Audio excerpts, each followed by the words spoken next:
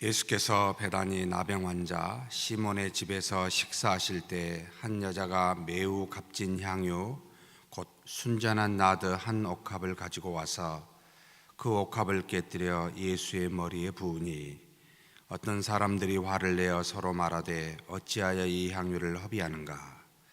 이 향유를 300데나리온의 이상에 팔아 가난한 자들에게 줄 수 있었겠도다 하며 그 여자를 책망하는지라. 예수께서 이르시되 가만두라. 너희가 어찌하여 그를 괴롭게 하느냐. 그가 내게 좋은 일을 하였느니라. 가난한 자들은 항상 너희와 함께 있으니 아무 때라도 원하는 대로 도울 수 있거니와 나는 너희와 항상 함께 있지 아니하니라. 그는 힘을 다하여 내 몸에 향유를 부어 내 장례를 미리 준비하였느니라. 내가 진실로 너희에게 이르노니 온 천하에 어디서든지 복음이 전파되는 곳에는 이 여자가 행한 일도 말하여 그를 기억하리라 하시니라. 고난주간 첫째 날은, 첫째 주일은 우리가 종료주일이라 그렇게 불렀습니다. 택한 백성들을 구원할 큰 구원이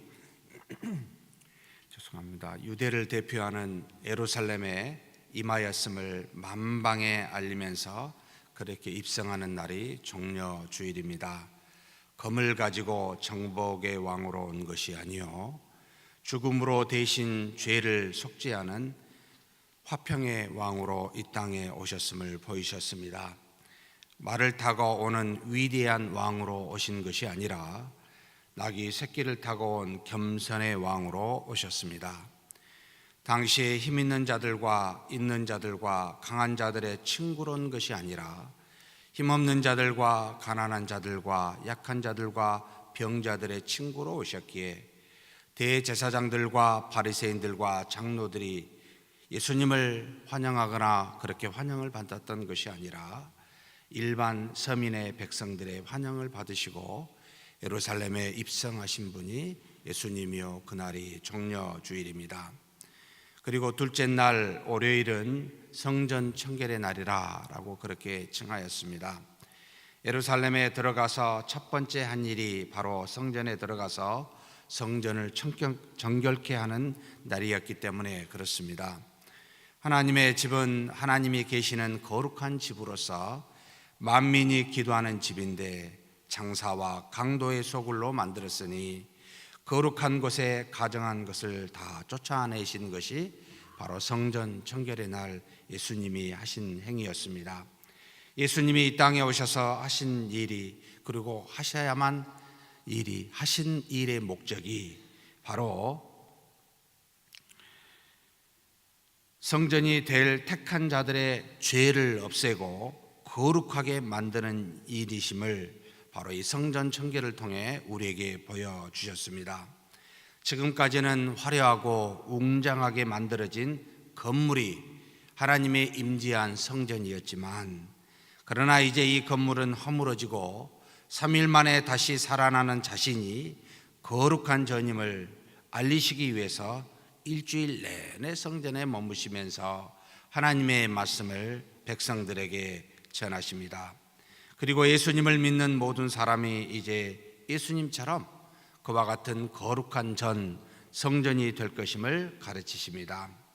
그리고 셋째 날 화요일은 변론의 날로서 가르침을 주시는 날이었습니다. 우리는 권위의 도전의 날로 함께 은혜를 나누었습니다. 수많은 가르침을 통해서 하나님의 나라의 이치가 무엇인지를, 특별히 이 땅에 있는 성전이 멸망을 당하는 날이 오면 이날은 하나님만이 정확하게 아시지만 마치 무화과 나무가 그 잎사귀가 연약하여질 때 여름이 가까운 것을 알 수 있듯이 거기에는 징조가 있으니 난리와 난리의 소문을 듣고 나라와 민족이 서로 대적하며 그리고 지진과 기근과 많은 재난들이 올 것과 특별히 믿는 사람들이 핍박받을 것임을 알려주면서 깨어있으라, 그날이 가까운 줄 알고 깨어 기도하라 라는 말씀으로 가르치시는 날이 바로 화요일 셋째 날이었습니다. 그리고는 이 세상에 있는 모든 권세는 하늘에서 온 것으로서 그리스도로 말미암고 그리스도를 위하여 주신 것이니 자신의 이익과 영광을 위하여 사용하지 말고 오직 하나님의 영광을 위하여 사용하라고 당시의 지도자로서 권위 있는 자들인 대제사장들과 바로 바리새인들과 장로들에게 권면한 말씀이 나타납니다. 즉 우리의 관심과 마음의 중심은 하나님과 하나님의 말씀에 있어야지 권위를 상징하는 직위와 부와 명예에 있는 것이 아니다 라는 말씀을 당시의 지도자라는 권세 있는 자들에게 교훈을 주시면서 또한 우리에게 동시에 가르침을 주십니다. 그리고 오늘 넷째 날 수요일에는 무엇을 가르치고 계신가요?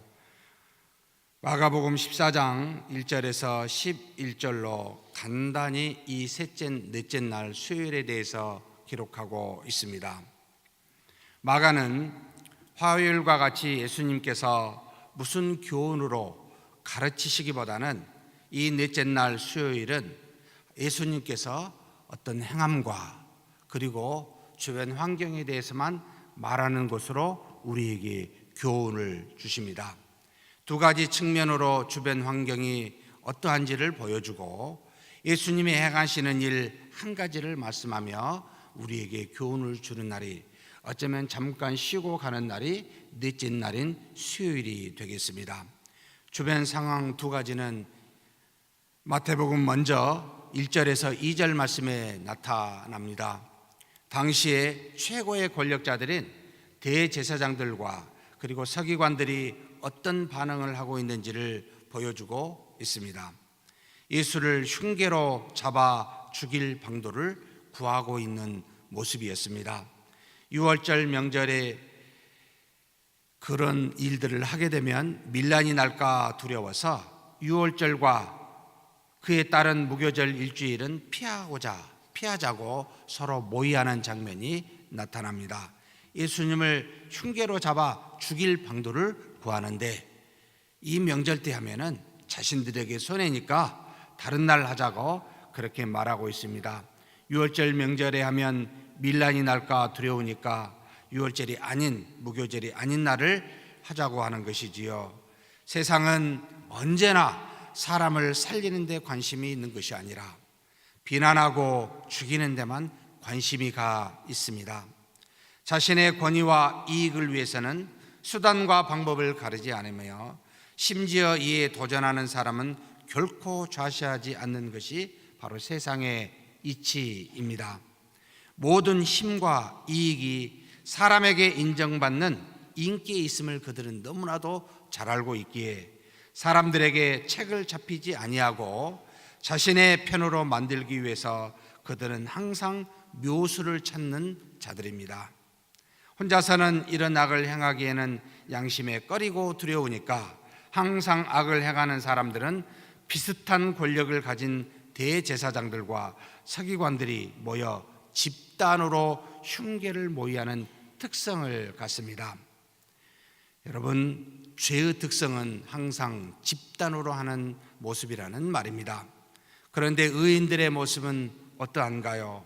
혹시 의인들이 여러 사람들과 함께 모여 놀이한 적을 보신 적이 있습니까? 여러 사람이 모여서 의를 도모한 적이 한 번도 없습니다. 왜 그렇습니까? 의인은 마치 물과 같아서 있는 그대로 낮은 곳이 있다면 묻지도 아니하고 저절로 내려가듯이 그저 홀로 의를 행할 뿐입니다. 모여서 의논하지 않습니다.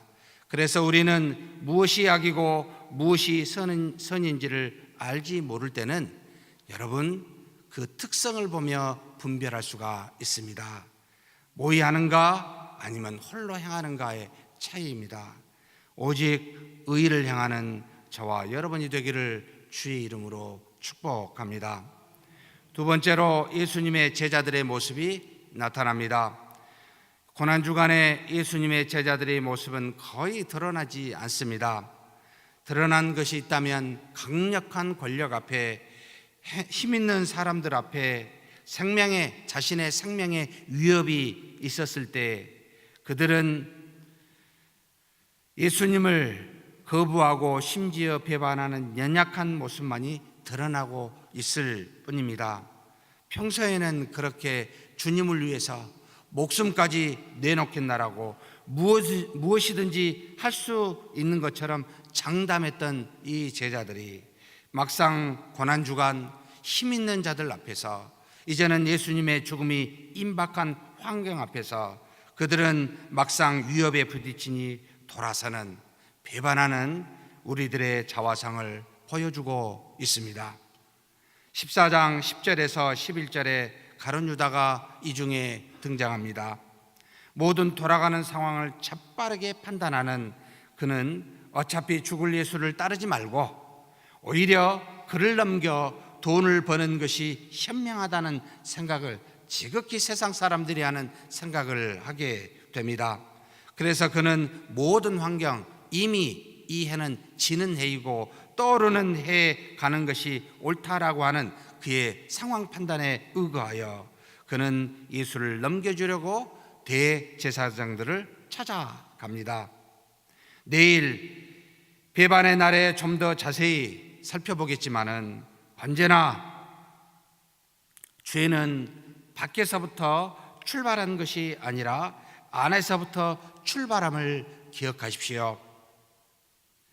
비록 이 모든 것이 하나님의 계획 안에, 하나님의 뜻 안에 있지만, 예수님을 죽이는 커다란 죄악은 밖의 세상의 힘에 의해서 자행되지만, 그러나 언제나 내부의 죄로 인해 출발하고 그 도움으로 말미암아 이루어짐을 우리는 기억해야 됩니다.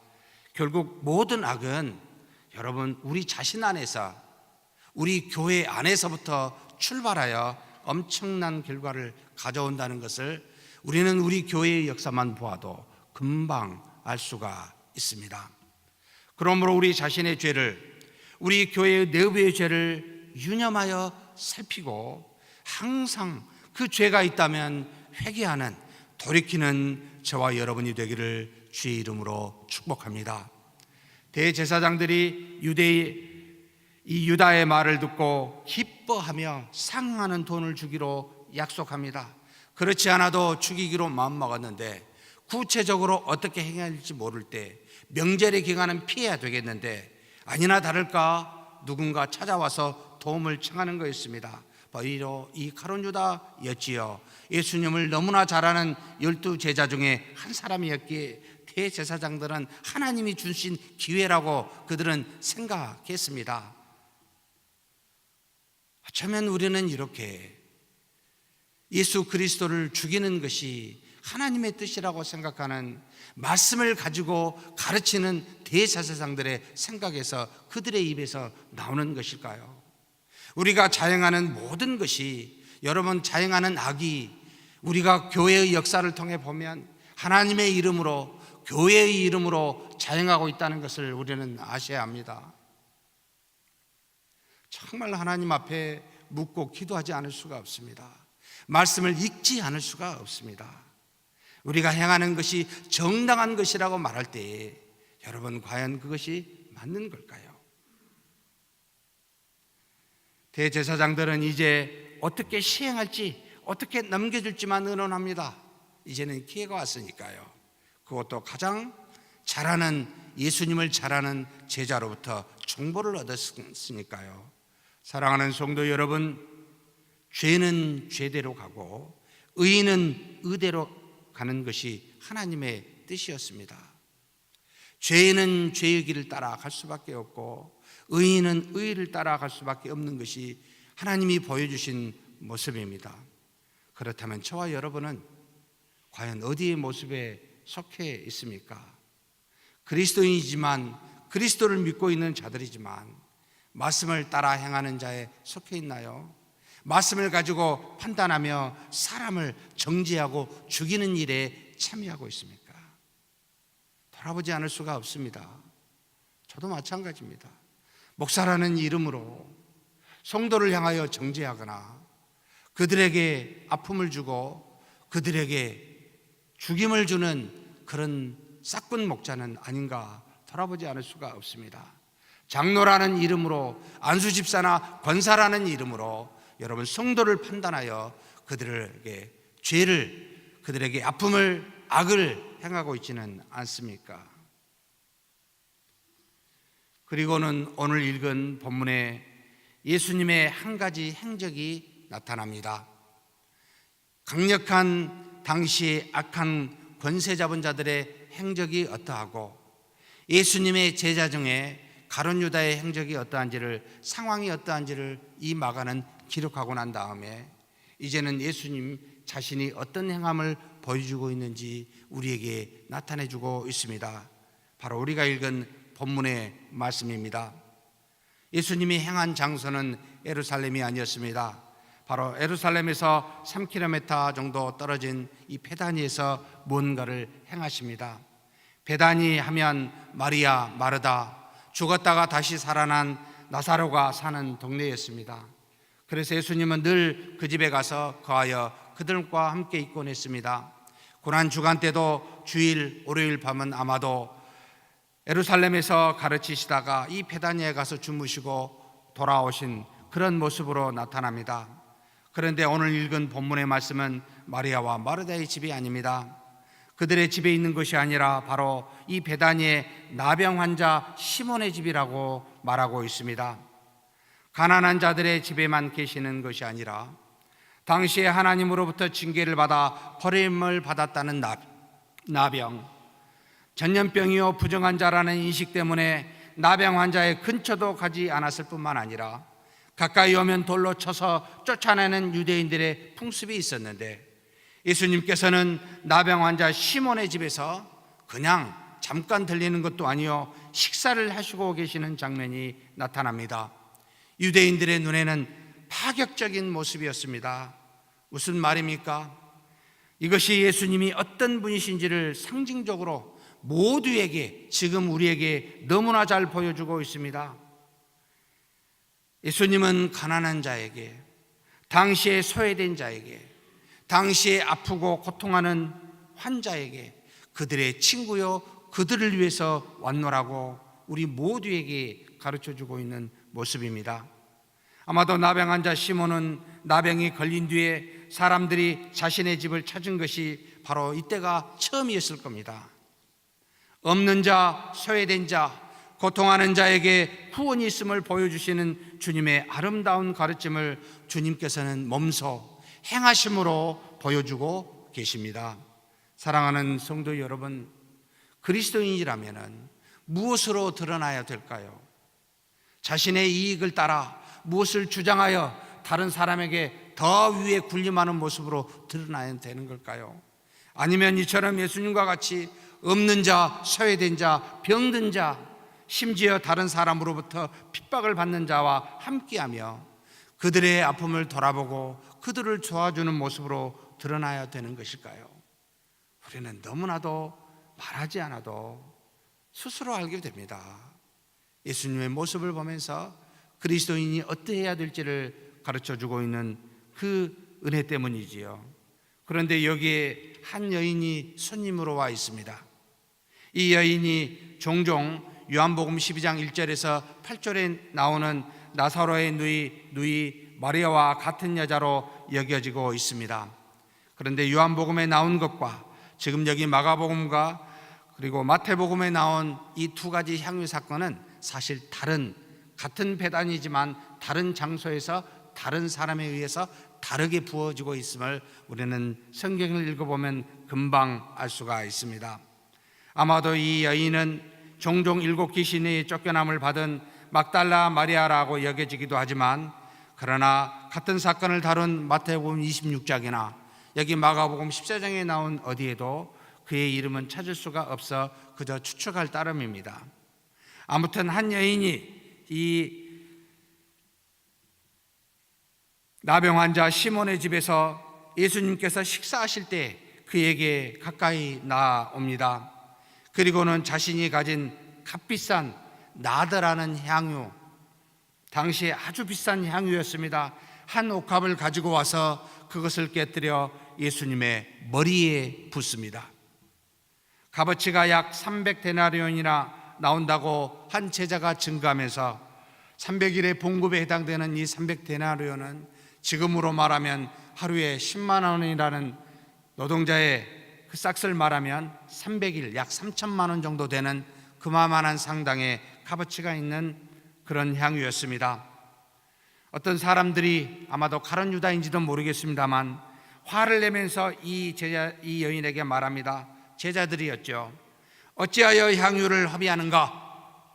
이 향유를 300데나리온 이상에 팔아 가난한 자들에게 줄 수 있었겠도다 라고 하며 이 여인을 책망합니다. 이 여인의 행하는 의도가 무엇인지, 그 뜻이 무엇인지를 보기보다는 돈의 가치부터 생각하는 우리의 모습이기도 합니다. 또 이 여인이 예수님을 향한 믿음을 보기보다는 이 여인이 바친 돈으로 윤리적인 가치를 먼저 생각하는 우리들의 모습이기도 합니다. 마음보다는 눈으로 드러나는 돈의 가치로 판단하는 모습, 하나님을 향한 거룩한 믿음을 추구하기보다는 무엇이든지 눈에 보이는 사람에게 유익이 되는 윤리적 행동을 추구하는 모습을 이 제자들도, 예수님의 제자들도 가지고 있었습니다. 사랑하는 성도 여러분, 돈은 우리에게 필요하지만 하나님께 돈이 필요할까요? 하나님이 기쁘시게 받는 것은 돈이 아니라 돈과 함께 드리는 믿음임을 기억해야 합니다. 여러 사람에게 유익이 되는 윤리적인 행동을 하나님이 원하시는 걸까요? 모든 윤리적인 행위는 우리 마음의 거룩성에 나오며 모든 선은 우리 안에 계신 하나님에게서 나옴을 모릅니까? 그래서 누가복음 6장 45절에 다음과 같이 가르치십니다. 선한 사람은 마음에 쌓은 선에서 선을 내고 악한 자는 그 쌓은 악에서 악을 내나니 이는 마음에 가득한 것을 입으로 말함이니라. 이 거룩은 오직 거룩하신 하나님과 연합해서만이 나옵니다.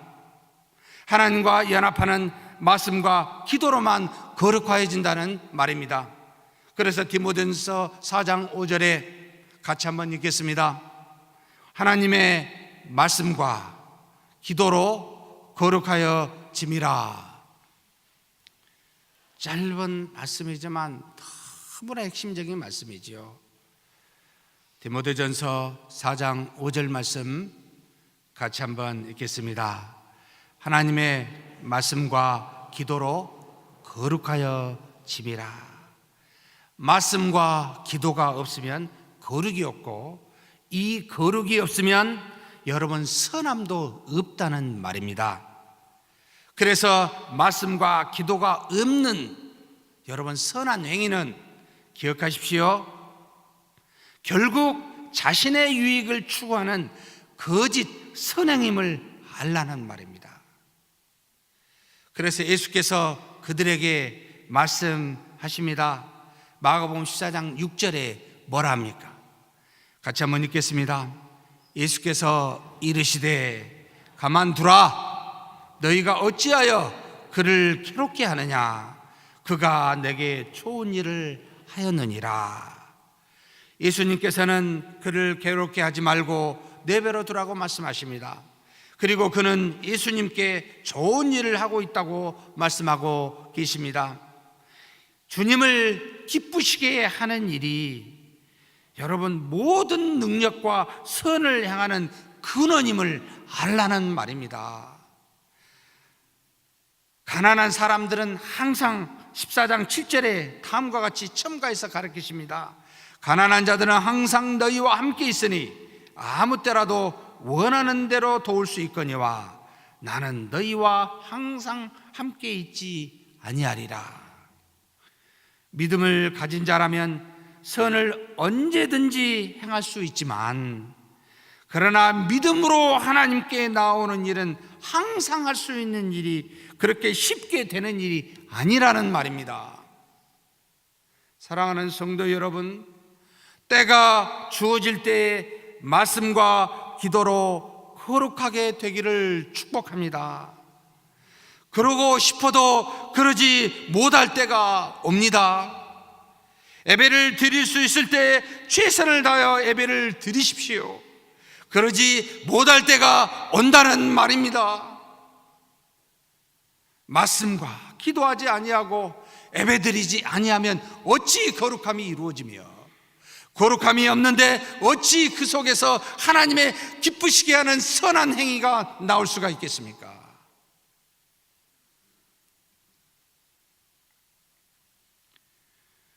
매일 말씀 보십니까?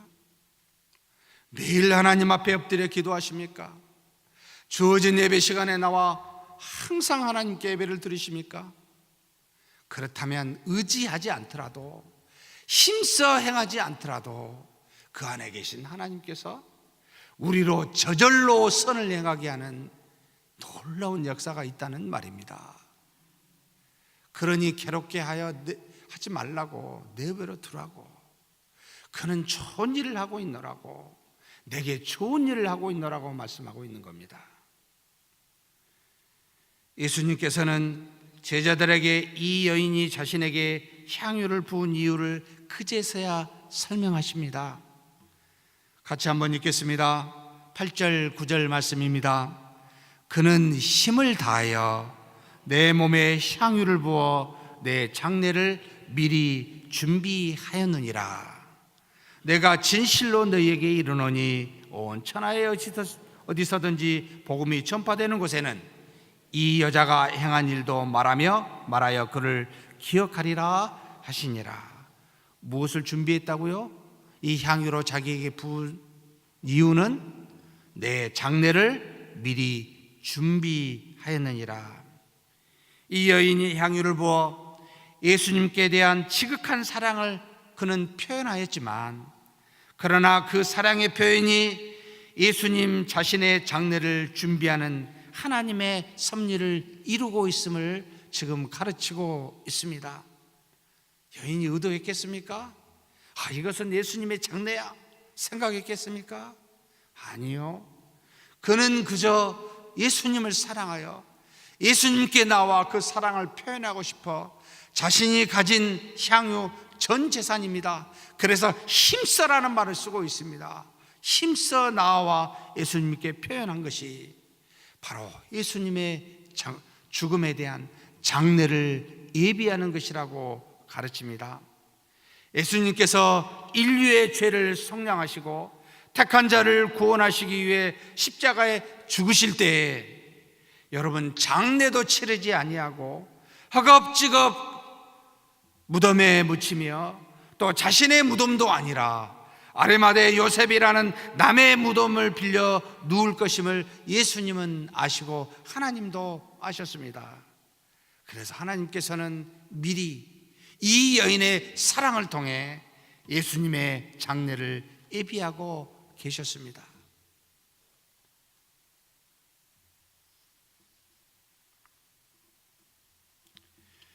우리가 행한 그 무엇이 하나님의 뜻을 성취하는 놀라운 일이었습니다.